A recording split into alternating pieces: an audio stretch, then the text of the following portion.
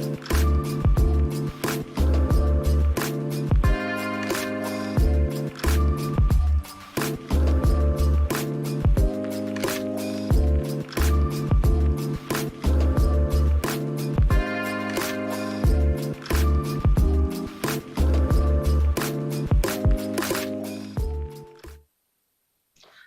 everyone, I am Ming Long. I'm a director on the board of CEDA. Welcome to CEDA's live stream addressing the gender wealth gap. Ahead of International Women's Day, we've come together to look at the social and policy solutions required to close the gender wealth gap in Australia. CEDA acknowledges that today and every day we are on Aboriginal land. Committed to reconciliation and recognition, we respect elders and we support their stated aspirations.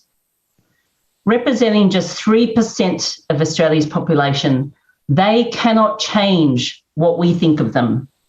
It is up to the rest of us to educate ourselves and to reconcile the privilege that has been afforded to us to their detriment. We acknowledge their grace of always welcoming us and their custodian of this great country from which we can learn much. Today, as at all CEDA events, you can interact through our Q&A portal, which is available via the link on your screen, or you can enter in the details by going to ceda.pigeonhole.at and using the passcode WealthGap. Post your own questions and vote on the questions submitted by others. You can put forward your questions at any time and we will endeavour to answer as many of them as possible during the allotted time. You can also join the conversation on Twitter by using today's hashtag, which is gender wealth gap, and by tagging at CEDA_news. So let's talk about money. Money has no values. That comes from you and me. But money transmits power. And we want women to be as powerful as men in this country, not more and not less. The gender wealth gap is intergenerational and at every generation it gets worse. And I want to explore this issue today. And I'd like to extend a warm welcome to those leading this important discussion, Dr. Ensar Hamid, General Manager, Government and Stakeholder Engagement and Registry Services, SERV, and Board Chair at Gender Equity Victoria. Eliza Owen, Head of Residential Research Australia at CoreLogic. And Professor Alison Preston, Professor of Economics at the University of Western Australia. We will try to weave in as many of the audience Q&A through the allotted 50 minutes of the panel discussion.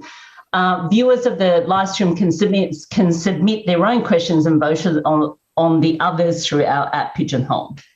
So the first question I have for you is to Alison. There seems to be a stigma for women to aspire to make a shared load of money. To talk about making money, to ask about making more money. As an example, the number of women doing economics at university has fallen through the floor. Am I wrong? No, unfortunately, Ming, you're not wrong. But before I actually commence my answer to your question, can I just thank the opportunity to be on this panel and acknowledge that I'm sitting on Minnoland here in Western Australia. So to return to your question, yes, unfortunately, it's a real concern for a number of us for so many reasons, but the numbers of people studying economics generally has fallen through the floor, and with that the rate of decline of women taking on economics has really gone, and the Reserve Bank has actually got a programme of research to try and arrest this decline and understand what's behind it. And a big part of what's behind it is what's been happening in the schools and the fact that there's a lot more competition for ATAR subjects, and economics has just been is obviously just seen as being less attractive when you've got other subjects fields like psychology and law and whatever else to study alongside it. But coming back to your first question, and there's a concern, or not so much a concern, but why is it that women don't seem to have the same motivation? I've forgotten how quickly you worded your question, but in terms of wealth accumulation, to talk about money, and I think that just actually goes very much back to culture. And you'll hear from my accent that I'm from Scotland, and I know we get ribbed a lot in Scotland about the fact that we're supposedly mean and we're penny pinching, and it's certainly going true back in time. I mean, I'm a product of two parents that were war babies, and so penny pinching was important. But part of that meant that we had a lot of conversations in the household about money.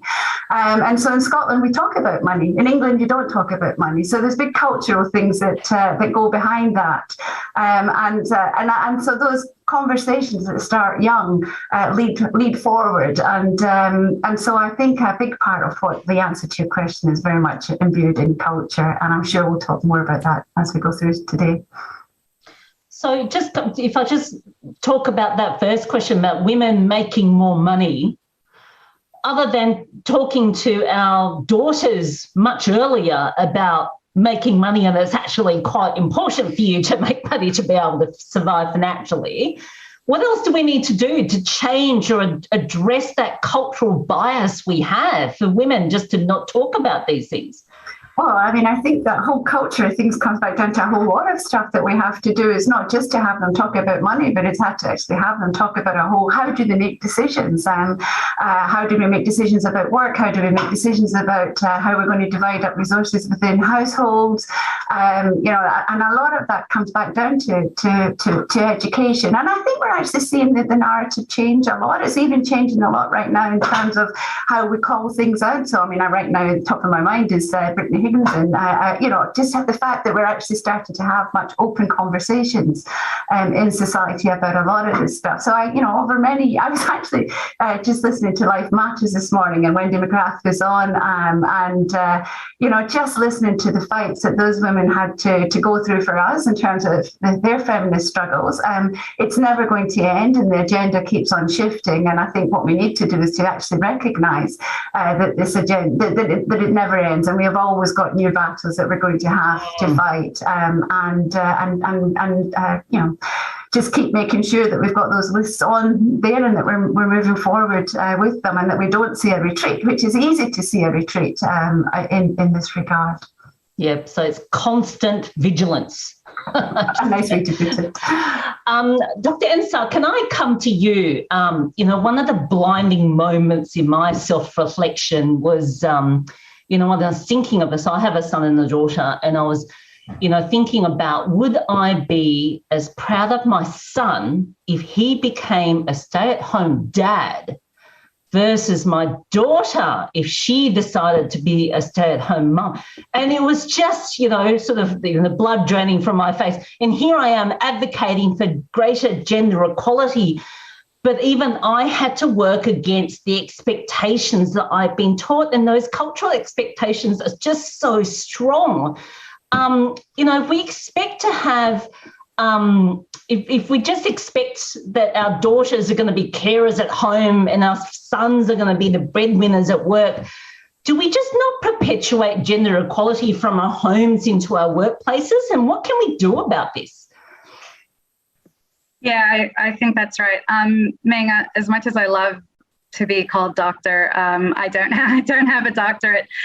So you can keep calling me that if you can keep calling me that if you like, but and I'll accept it. But I just want to make sure that for the record, that's not the case. I also want to acknowledge the Wurundjeri people of the Kulin Nation, which is where I'm joining this call from today. And I think you make a really, really valid kind of point and ask the question, and ultimately unconscious bias it's neurological. Quite a lot of what we're talking about today is systemic. It's not kind of localized, and the kind of change that we're talking about, kind of shifting that thinking, isn't going to happen overnight. It's going to happen over a long period of time.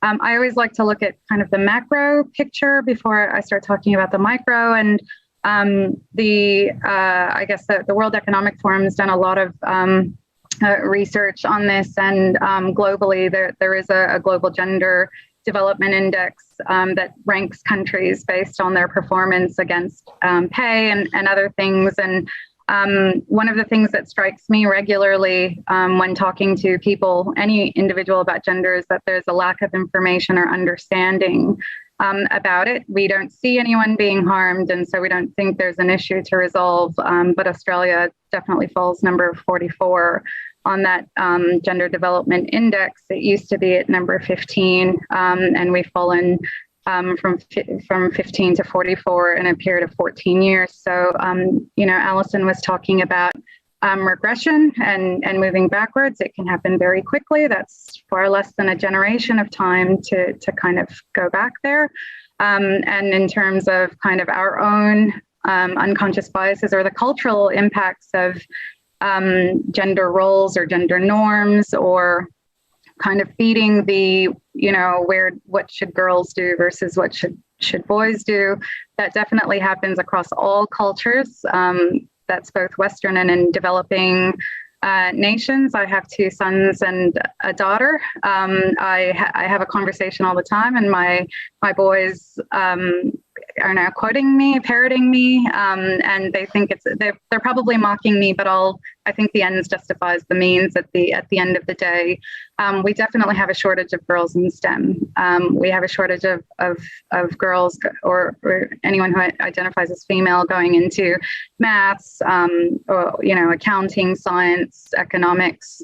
Those sectors are male dominated. And so I think a lot of work has to happen in schools at the primary school or primary education, and even at kinder, to start to break down those biases and help us stop contributing or perpetuating those stereotypes. I'm Northeast African, from Eritrea, and women generally become very well educated and then become stay-at-home moms.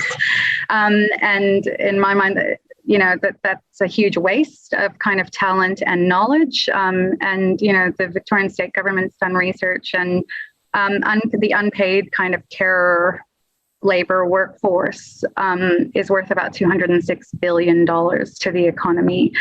So these are pretty staggering numbers. Participation is critical, and we can increase participation if we stop thinking about girls as being mums and then being stay-at-home, or kind of needing to work part-time because they have children. And if we start to split the unpaid carer duties between men and women equally, we'll have more of a chance of doing that. So at the moment, 80% of unpaid carer work is undertaken by women, and 19% and change is done by men. And that's stats from 2-parent households, over 60% of which have 2 working parents in them. And so if we talk about, the impact of time off work and the impact of not having time generally on your participation, there's a huge impact there. And we all have a responsibility to do something to address it. And I think it starts at a very young age. Can I just challenge one thing, though, just even in that conversation, it really, this is the piece that troubles me out of COVID, that, I would have thought in COVID, we really got to understand the value of care, the value of our nurses and teachers and all these people who are essential to our lives. Why is it that we still, talk about, yes, they're sort of, women are moving into STEM and, these are male-dominated areas.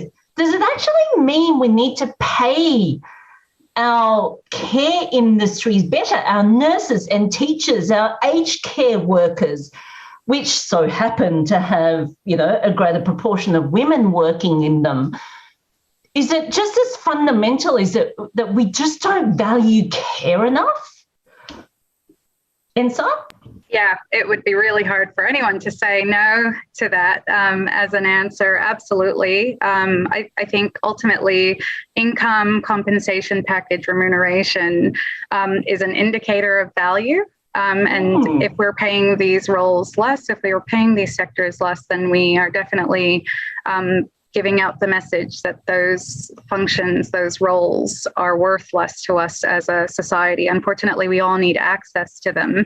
And so, yes, COVID has really shined a light at, how that inequity doesn't make sense for us from a societal perspective. And of course, we were talking about the impact of culture and cultural norms.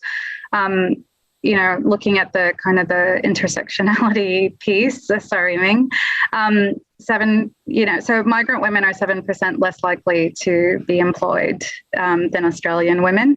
So, we've got kind of levels of inequity and disadvantage within disadvantage. And I guess the other thing is, again, if I go back to being Northeast African, the African community in Victoria has an unemployment rate of almost 45%. And a lot of the unemployment is amongst men, ironically, and a lot of the women work in these lower paid, insecure roles, so aged care, nursing, those sorts of roles. If if we start to think about how complex all of this is, you've got the inequity piece that's related to your migration status or your kind of ethnic status, and 56% of Australians have at least one parent who was born overseas and speaks another language. 44% of Australians have two parents who are in that boat. And so we're talking about quite a lot of people who are impacted by what is quite a systemic and institutional issue. Yeah, so we're going to talk about intersection a little bit more because that's one of my pet topics I always like to bring up everywhere. But, back to my original comment, it's money transmits power. And if we actually are not, even after COVID, recognising that these care industries or, including teachers and all of these sort of professions that are so critical to our lives, if we actually do not recognise the power they should have after this, I wonder when we will recognise their importance. But certainly the value of caregiving actually needs to be elevated, I think, just generally more within our society. Eliza, can I come to you? Because home ownership is one of the greatest potential wealth transfer mechanisms.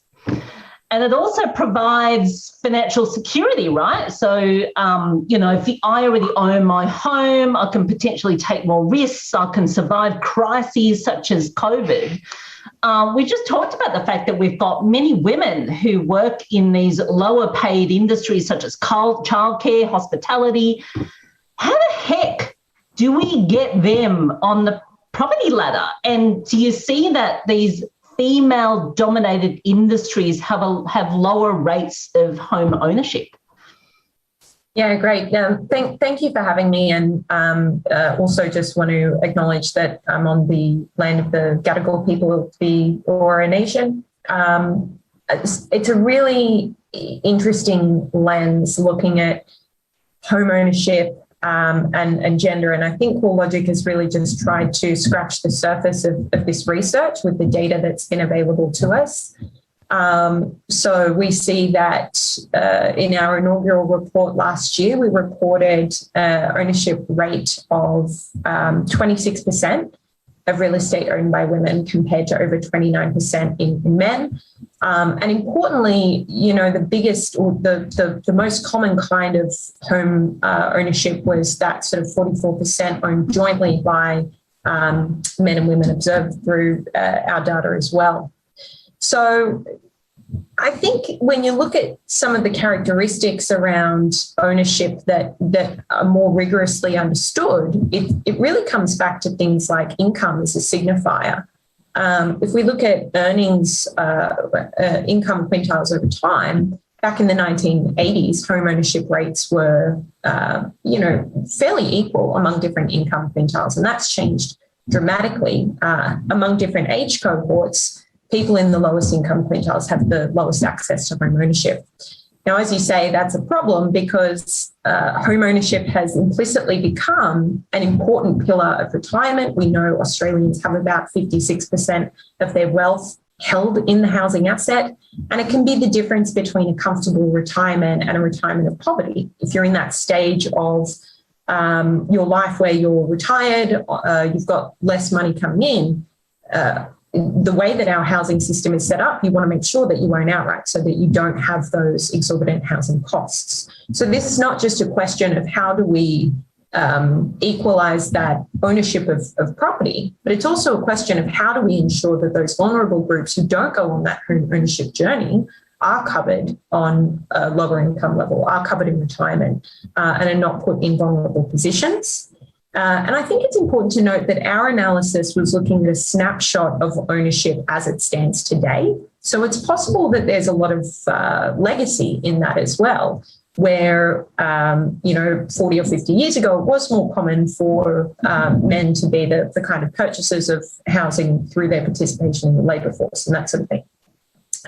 So, I think that that has implications for older Australians in particular, in terms of what happens at the end of if a partnership dissolves or whatever, and what happens in ownership then. So as well as getting more women into home ownership, there's probably a question around legal protections and things like that come from home ownership as well. And then in terms of actually trying to get women into the property market, we've seen higher incidences of female property ownership in, areas where more women are represented in the workforce. So women have the lowest ownership rates in areas where, men are sort of overrepresented in highly compensated industries like mining, construction. We see that in regional WA, where women own about 20% of real estate and men have ownership of almost 30%. So there is, probably a link to empowerment through income, the status of women in jobs in various areas as well. And I guess at a very basic level, you could say that with the gender wage gap as well, the lower the wage you're on, the longer it's going to take you to save up your 20% deposit, unless you have access to intergenerational wealth, which, is another big consideration in this story as well. Yeah. Pay is such a fundamental root solution as well as cause of this gender wealth gap, right? Is it as simple as ensuring, for example, in Australia, we have universal early learning, education and care so that, access to enable women to get back to work, or is it, as easy as ensuring that women who are predominantly part-time as well, right, have better wage protections or just incentives so that we equalise the gender pay gap so that we can attack the gender wealth gap? Eliza? Yeah, you make a really good point. I think addressing gender pay gaps and also pay gaps in some of those intersectionalities that we've already talked about on the panel as well would really help. But you make a really interesting point about the role of housing contributing to the cause as well as kind of being seen as a solution. With the upswing that we've seen where property prices have come up around 25% since COVID, that's created a greater inequality between the haves and have-nots. So, yeah, you have to look at it holistically. It's not just necessarily about trying to ensure we have the right rates and numbers of home ownership, but maybe we need to look at how do we actually view home ownership and how financialized should it be and how much of a role should it play in that income, wealth security as well, I think is a really important question. But and absolutely looking at it from a wage perspective as well is very important. Yeah. Ensa, sorry. Yes, please interrupt. I wholeheartedly agree with everything that Eliza said, but I would love to add that more and more we're having a discourse around family violence, domestic violence, and the impact that has on women. Many women leave a domestic violence situation and forfeit their kind of financial and property ownership rights in that process. And a lot of that is around accessibility of legal advice, or even being able to afford legal advice, being able to want to take up that fight, and then kind of starting all over again. From that perspective, 35.5% of Victorians are single people. 50% of those are women. It takes them, 90 months to save up for a deposit when it takes men 78 months to be able to do that sort of thing. But again, KPMG did a study and they found that 27% of the gender pay gap is associated with time off work, associated with having children. And we're now seeing that, that leads to less super, that leads to less kind of wealth accumulation over your lifespan. And then ultimately, we're now seeing that women over 50 are at highest risk of homelessness now in Australia. And all of these things are so intricately linked together. And there's a lot that could be done in one area or another, but if you don't, again, look at the entire picture and do something more holistic to tackle the systemic issues that are in place, then it's never mind closing the pay gap. We're talking about closing the wealth gap, which will take generations and generations to do, if indeed it can be done, because ultimately, as Eliza said, the gap between the haves and the have-nots is already growing. And if the median income's, $45,000, $49,000 per annum, and a house in Melbourne costs $1.2 million or so, then we're talking about a situation where, as a society, more and more people are going to be disadvantaged. And then, of course, women form more than half of that subset. Yeah, so you're absolutely right in terms of, if we actually, in every generation, we don't address it and actively address it, we're just entrenching that inequality. I do want this to really get great segue into, I want to talk about super now. And I have to confess, I had my nephews and nieces, so they'd be, under 25, over the talk about financial management, right? And the superannuation came up and you can just see their eyes glaze over because it's so damn complicated. But it's also so important to actually start saving early so we can get them into the compounding benefits, right? Alison, how do we get women more interested in super early? And what do we need to do to the superannuation system to ensure it actually better supports women? Because I always imagine when it was created, it's probably, a room full of men thinking, hey, this is a great system. And then probably weren't any women in the room thinking, this might not work for women. So what can we actually do to our superannuation system to get women interested more early and to make it actually more equitable for women in the first place? Thanks very much, Meng. Maybe I could just also pick up on some of the things you just said in the last question there about pay rates as well.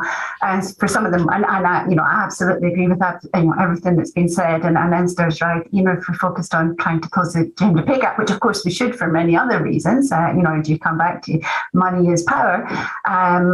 But even if we were to close that gap, as far as superannuation goes, and our modelling shows, it would increase. It would narrow the gap. It would reduce the gap by around 38%, but we would still see, this is for current group of people who are not retired, we'd still see a 20% gender gap in superannuation balances, even if women had the same average lifetime incomes and the same workforce attachment, because of a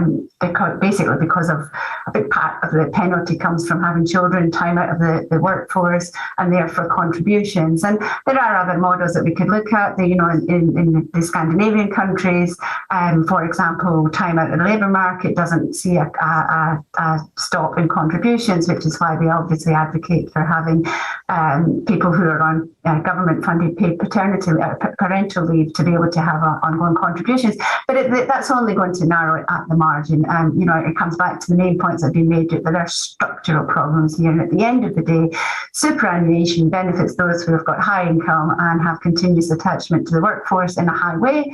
And that we know is not characteristic of women. And so, you come back to how do we get women to engage with superannuation at an early age? Obviously, APRA doing a lot of work in that area, and I obviously don't know who's participating in this panel today, but I would be surprised if there wasn't someone from APRA there. And so they've been doing a lot of work to actually try and put forward, products that might basically stop the vulnerability of people in the superannuation system that we've got. And My Super is a big part in this regard. Being able now from the last election, the last budget there, changes to be able to have the superannuation accounts follow people as they change jobs, really important because of the multiple jobs and changes that women have, and efforts to help consolidate their accounts are also really important. But I think fundamentally it comes back down to recognising that superannuation is as much as the system was designed to help improve incomes in retirement, and for many it will, the age pension is ultimately going to be the most important part of the retirement income system. And any idea that we're going to see, superannuation replace the age pension is just, it's false.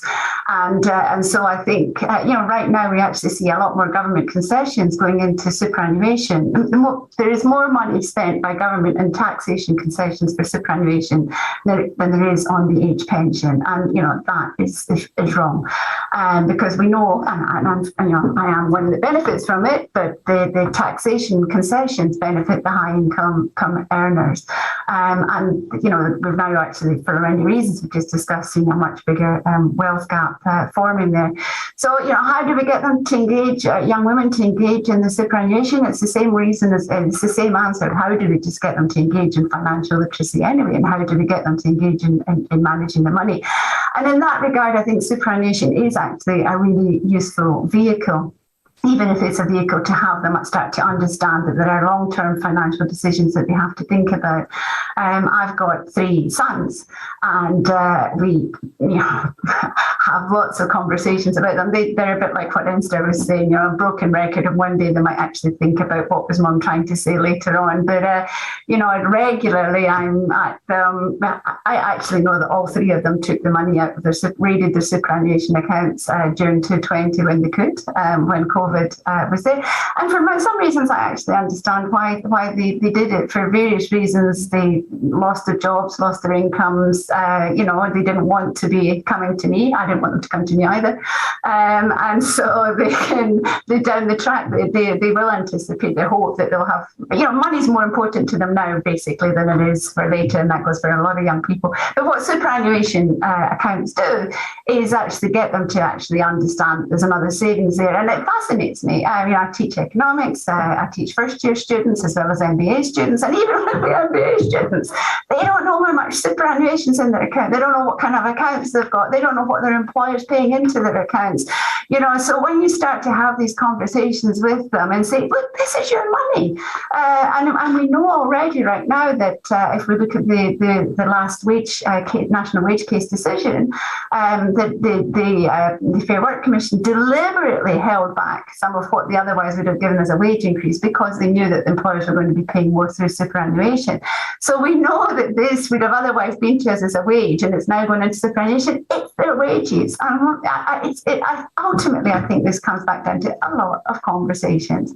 So I'm glad there is. I think superannuation has been a fantastic initiative. It's been brilliant for Australia. We've now got the I've forgotten how many trillions we've got, whether it's $3 trillion worth of superannuation and savings there, but we're the 5th largest in the world in terms of our pool of money there. So that's obviously going to support, one hopes, a lot of consumption demand in the future. a big debate on inequality in terms of who's got the marginal propensity to consume, which is a different debate from this one in some ways.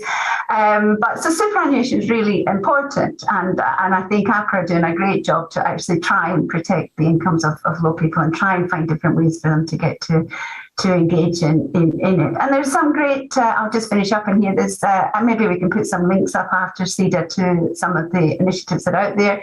In Western Australia, we've got Financial Toolbox, and they're doing some fantastic, not-for-profit organisation, fantastic work in the community with women to help them understand their money management.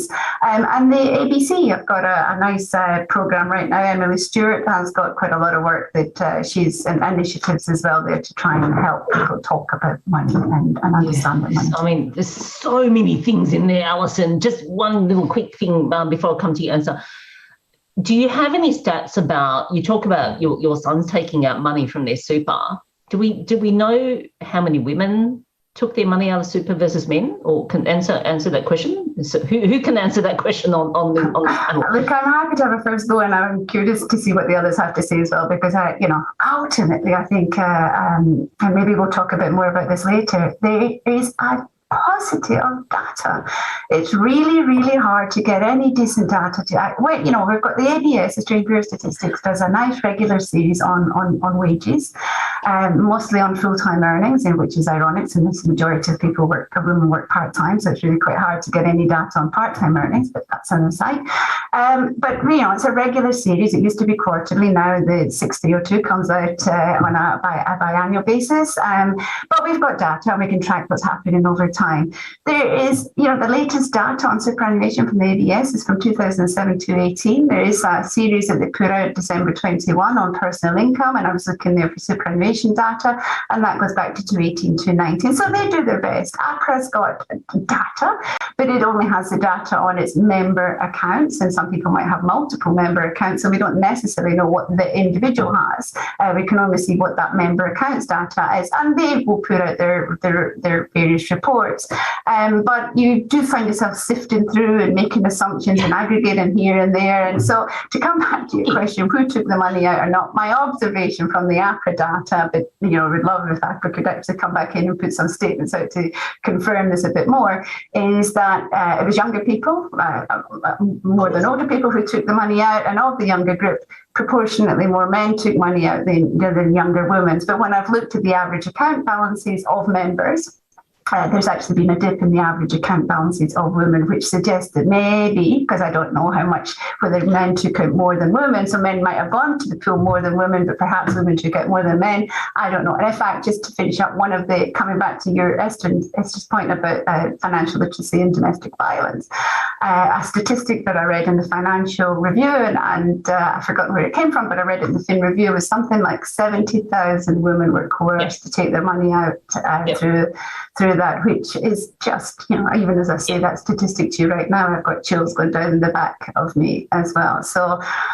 yeah. It's shocking. I just find it shocking we do not have data when we know these are issues, because at least if you have the data, you could actually, hopefully cut it down so that it would be useful for policy and to address some of these problems so we don't make it intergenerational.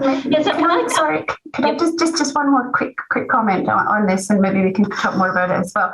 I have a few colleagues here in Western Australia. Siobhan Austin's one that comes to mind right now, and they're doing quite a lot of work on what happens with in-households as well, because what happens with superannuation is we know that the government sees, this is the pot of money for the couple, and so we've obviously had the Senate inquiry report. Husband's not on a retirement income plan, but at the end of the day, the tax concessions and blah blah blah is to help equalise it up so that there's a couple. But there is nothing in there that says that, most of the people who leave see this as my superannuation account, my money. And so there is nothing in there in retirement that protects so let's just say the majority of the money is going to be with men. We know that is the case. There's nothing that has anything about how do they make decisions and how do they provide for the spouse, particularly given the longevity of women over men. And so, again, to think that superannuation is necessarily a solution to women's inequality in old age, again, is quite problematic, because even if they go into old age with potential access to a pot, they are, again, this income is power. I I think you've said that a few times, and I like it. I think this sums up the whole thing. Money is power, and they still don't have power in those relationships and assets to that money. Yeah, this was the exact question I was going to ask Ensa, because in my household, I was the primary income earner, but it was ours. It was our, like I don't know what it is. In my mindset in our house, it was our super. So we equalised all the way through, even when I had my kids. Even when my husband was at home, we have equal super. Is it as, because we don't have the information about how households think of it, is it as important to, can you make people equalise their super when they're in these relationships? Can't. But some, I sort of feel like that's some of the discussions that we need to have, so that we don't get into a situation where, in the domestic violence situation where you have that disproportion, then the women have to go and fight to get their super. When we don't have, women, the divorcing later, we get the situation of women who are homeless but they have potential access to that super. How do we address that in a household? And is it a case of rethinking full-time, part-time work and how that interacts with the super system as well? Come on, Ensa, solve it for us. Okay. No pressure at all. So I guess a couple of things. We absolutely need access to more secure part-time work. Because a lot of part-time work is insecure. It's casual. It doesn't attract enough super. It doesn't attract benefits, including all the leave and allowances. And when we talk about pay parity and that pay gap, we're not only talking about your salary, we're talking about contribution to your super. We're also talking about professional development, all of the discretionary allowances, bonus payments, incentives, et cetera. The whole kind of compensation package should be looked at when you're doing that analysis. To close off the piece around super and accessing super during COVID, women did access it in far greater numbers to men. And that was for a couple of reasons. One, because 67% of part-time workers in insecure work are women. And then the other reason is because the way that the job seeker payments were paid, they were paid to people who were in paid full-time or paid employment over a certain threshold of hours for the 12 months prior to COVID. And so if you did less hours than that, or you were on maternity leave, or you could no longer access that. And so what was the safety net that would keep you kind of afloat or help you manage mortgage stress? It was your super, the kind of your contribution to your super fund there, I guess, for one point. The other thing is, yes, we need like a secure structure around part-time employment. It's not part of a lot of awards or EEA agreements, which is ironic because the sort of work that women do in childcare and aged care and kind of hospitality, those are award roles. They've got pay and kind of allowance packages around them, but because they're insecure and they're not legally required to be more secure, there's like a perverse kind of outcome that occurs there. So that's kind of the why of it. The what we do to change things, again, is really tricky. There have to be some policy provisions around part-time work, around compensation and security of part-time work, and that work needs to be treated the same as full-time employment. And how we do that, I think, is quite complex. It is something the federal government really needs to lean into and weigh into. A lot of what I heard in the conversation with Alison is around the fact that there's very little data in Australia. That is a known problem and issue. It was something like 2006 when the federal government stopped collecting data and information around the unpaid care kind of economy. And then you've got the ABS or census that happens, in these long kind of lead times and cycles. And that data in aggregate doesn't really fully tell the picture that helps us solve this. And then we kind of go back to the fact that you measure what you value and you value what you measure, and then you can only track monitoring and performance against that if you measure it. And what we have seen the federal government do with First Nations people is, start their initiative around closing the gap. And, there's going to be a really unacceptably long lead time to ensuring that First Nations people have equity in the way that they deserve it as traditional owners of these lands.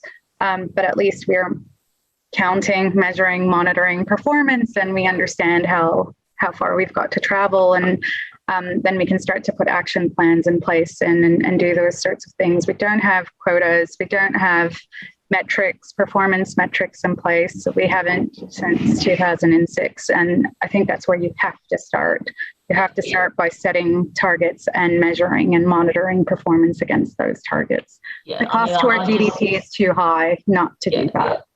I just feel like we need more women in these decision-making roles for our entire financial system, so that women, I love the fact that you bring up intersection of women to First Nations women, women with a disability, women of colour. We always expected, as we advocated for greater gender equality, it was going to trickle down to everyone. We know it hasn't.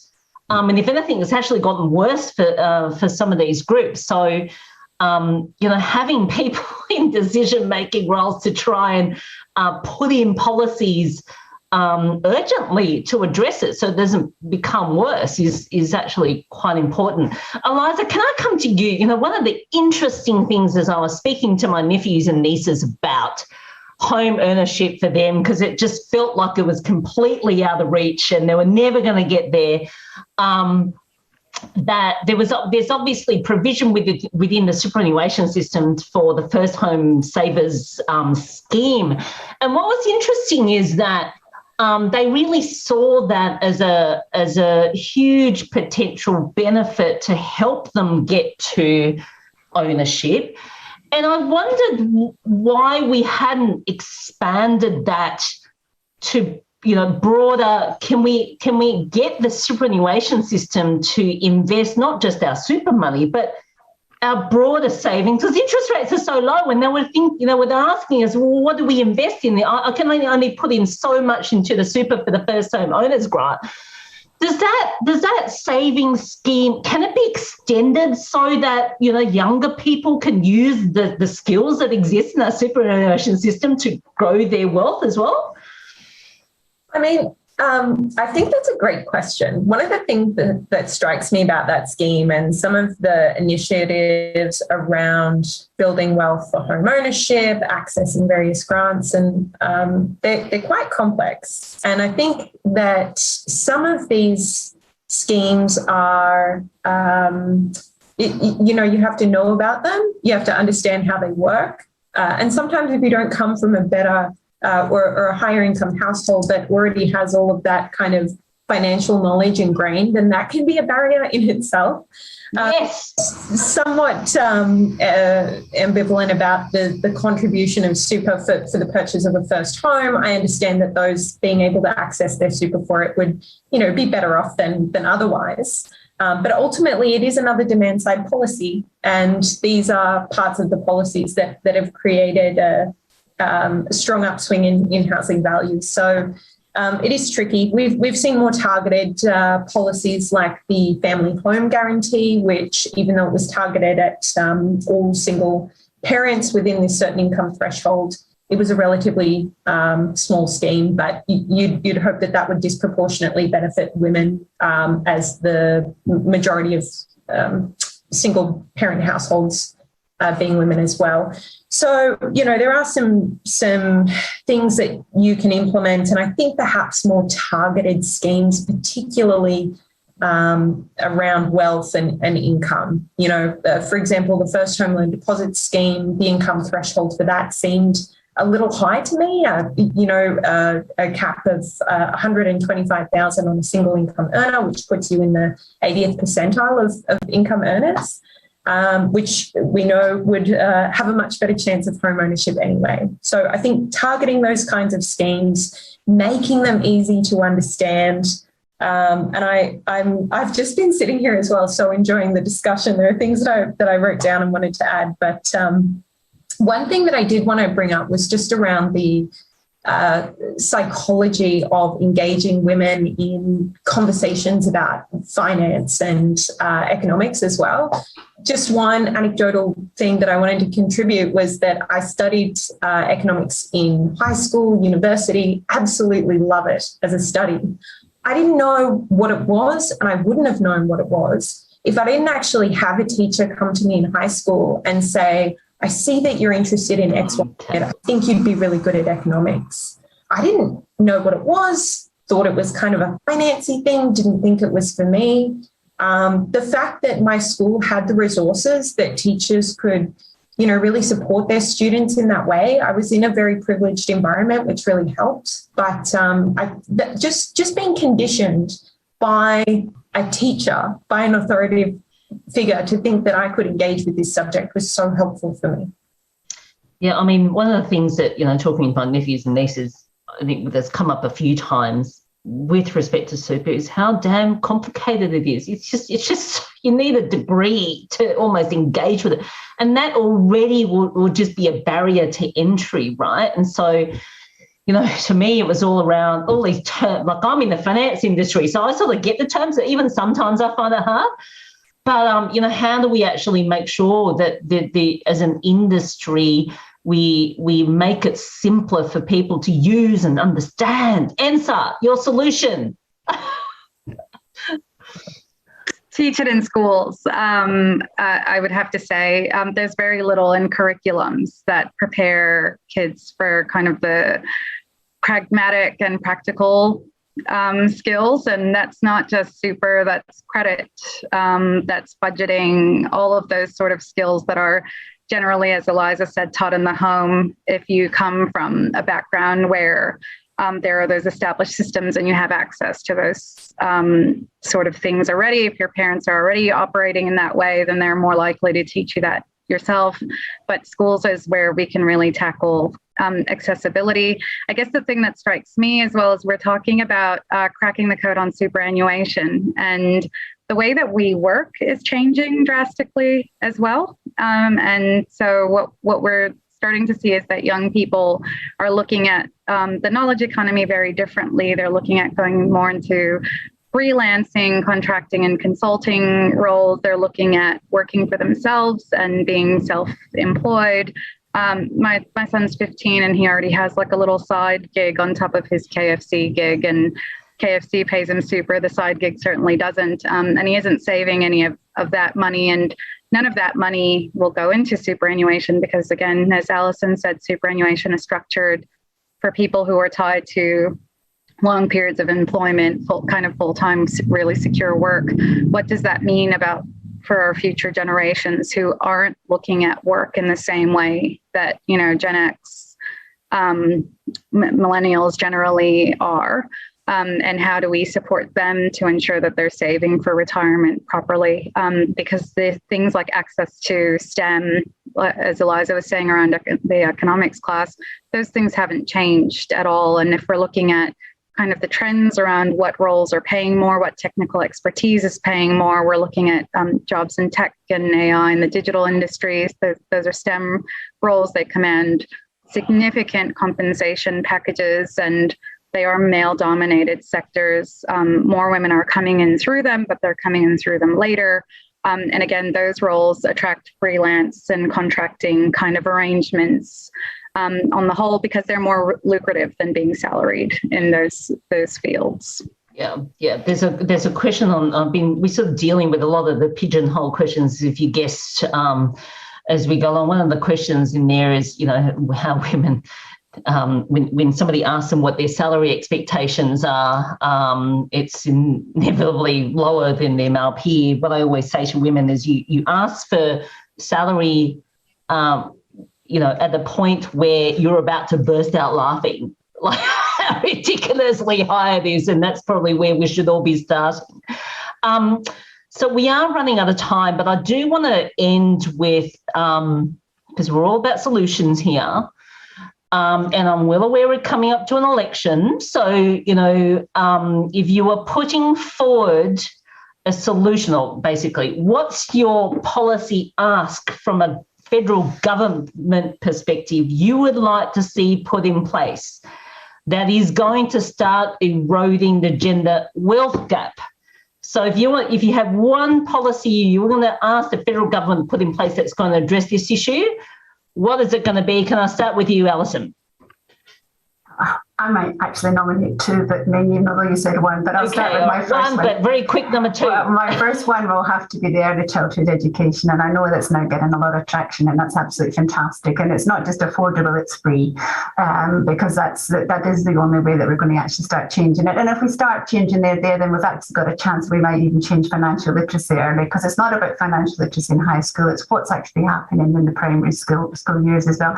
And the second one, I just want to make a quick plug for is social housing. I think the idea now that we all own our own homes is concerning, given the prices that we've got up. 1 in 3 people that are just taking out a mortgage have got an interest-only mortgage and don't know that they've got an interest-only mortgage. And if we're expecting to see interest rates ramp up by, 4, whatever, over to about, high 2, 3, whatever percent it's going to go to, then, my really worry is what's actually going to happen to a lot of the people that have just taken out these massive debt if they don't actually understand what they've got. So social housing, early childhood education are my two requests. That's great, two policies. Ensa. I'm going to stick with the brief and say one, and I think it is to publish individual organization performance on pay parity. We've just seen it happen in California. There is a very interesting kind of social effect that occurs when you have to make public your statistics. And there is an incentive then, if you want to be an employer of choice, if you want to attract and retain talent, if you want to have a values alignment with, the general kind of public and population on these sorts of issues, you will remedy quite quickly. So if there was one thing that I would change, it would be that there would be a policy where organizations at the individual levels have to publish their performance on pay parity, and we could all see it. And I would choose the employer who had the very smallest gap or the zero gap to work for when that occurred. So can I just ask on that, the WGEA data is not enough? You're asking for more? Yeah. It's there. It's an aggregate. It's not at the individual level. And so we can't ask the question of how an employer specifically is performing. If I am attracted to an employer and I want to negotiate my pay and I have no idea how they're performing, then I don't know which number is the number that will make me burst into laughter compared to other individuals. Knowing that up front means that there's a fairer playing field at negotiation time, because we know women are less likely to negotiate the right salary or a high enough salary. Women are very good at advocating or negotiating on behalf of organizations or others. They come in top at that. They are very, very poor at negotiating at all for their own salary. And when they do negotiate, they generally don't close that parity gap. Yeah, no, I always feel like I need to have an out-of-body experience when I'm talking about my own pay, like I'm talking about a completely cognitive different dissonance. person. Yes, cognitive dissonance. Eliza, your solution. Yeah, so I think Alison kind of took mine, to be honest, but no, don't apologise. I think if I'm to go with one pragmatic, basic one that we need, it's an investment in data. It's a better understanding of ownership, the wealth gap, making surveys more regular around home ownership, pay disparity, things like that. And I think the ABS has done an amazing job amplifying some of their data sets through COVID. It'd be great to see a similar kind of response in some of the areas that we've talked about today.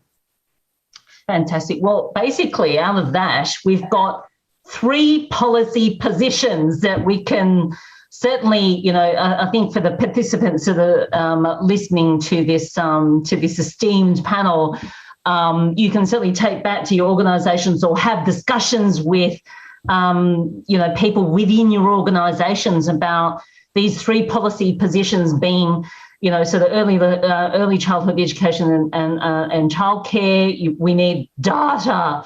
We definitely need data, and social housing as ways to actually address the gender wealth gap so that we actually start eroding this gap that is getting a lot bigger.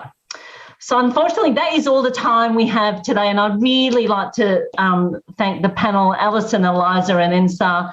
Thank you so much for sharing your insights and expertise. Could I please ask everyone a favour before you log off Pigeonhole to provide your feedback and rank today's discussion? It really does help us think about what you want to hear about and what works for you. And finally, I'd like to thank our audience for your time and participation in this discussion. This discussion has been recorded and will be available shortly on the live stream link and then on the CEDA website publicly next week for you to share. And please share this with your colleagues and networks, because the best thing is actually to have a discussion, which came up a lot today. And you can also keep up to date with CEDA's program by visiting www.ceda.com.au and register for our upcoming events. But I did want to direct your attention to an event that's coming up, and we're holding in Melbourne on the 15th of March, Women Who Lead, Advocating for the Vulnerable with Grace Tame and Penny Wong. This event is in Melbourne. It will be live streamed and registrations are now open. Have a wonderful and hopefully dry rest of your day today. Thank you, everyone.